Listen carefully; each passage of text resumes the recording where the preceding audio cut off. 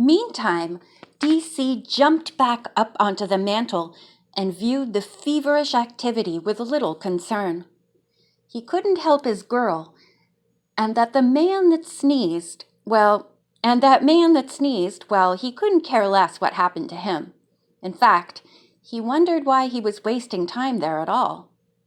The back door was ajar, he noticed, so he wandered out on the landing. He was sitting there, minding his own business and trying to decide where to go next, when the door flew back with a bang and the fish man came out with the suitcase. DC tried to get out of his way, but only succeeded in tripping him. Iggy lost his balance and fell down the stairs, and the money came tumbling after.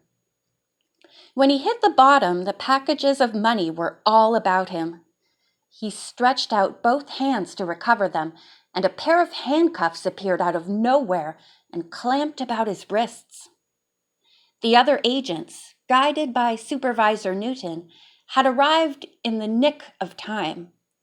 Zeke had just delivered Dan a knockout blow, partially powered by a forceful sneeze.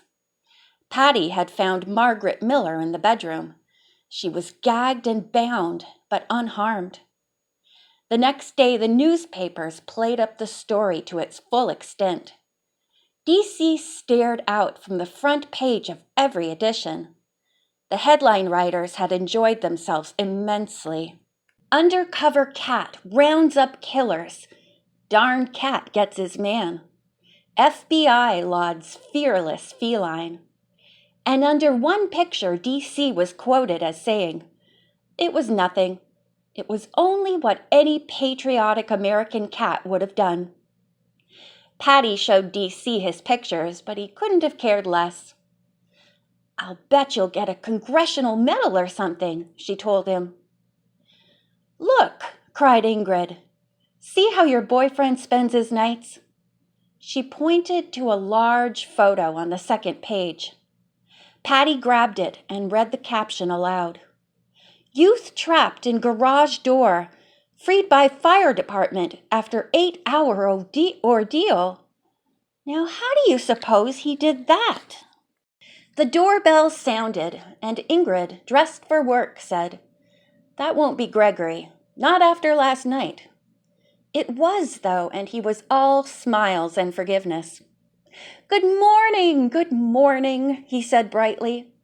And seeing Patty holding DC in her arms, he added, "Good morning, Patricia.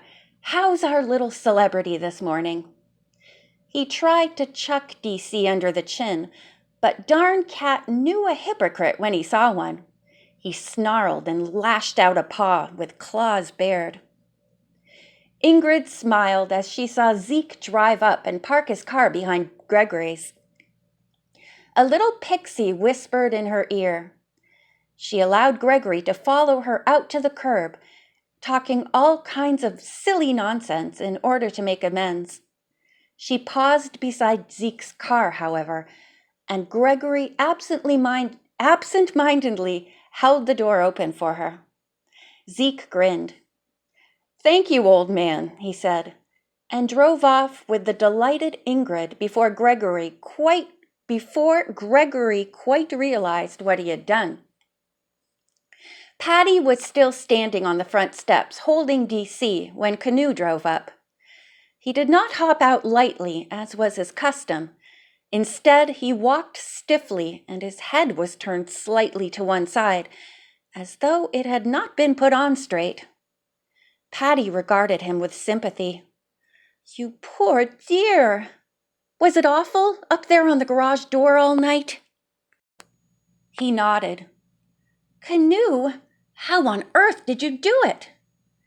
"Well, you see," he began, "you were acting so strangely. Why didn't you tell me?" "The FBI, they wouldn't let me tell anyone." "I was so worried about you," he explained. "And I came over last night and I saw you following a man." Patty's eyes brimmed. "Oh, Canoe! You were jealous?" He nodded. She put DC down and took Canoe by the arm. Come on in the house and build yourself a weird sandwich and tell me all about it. DC watched his girl go in the house with her young man. How he loved that girl. The whole Randall family, for that matter. And he liked that character who was always hanging around eating tasty sandwiches. He hoped, however, that man who sneezed would not become a permanent guest. He disliked him almost as much as he did Blitzy's human. Almost, but not quite. The end.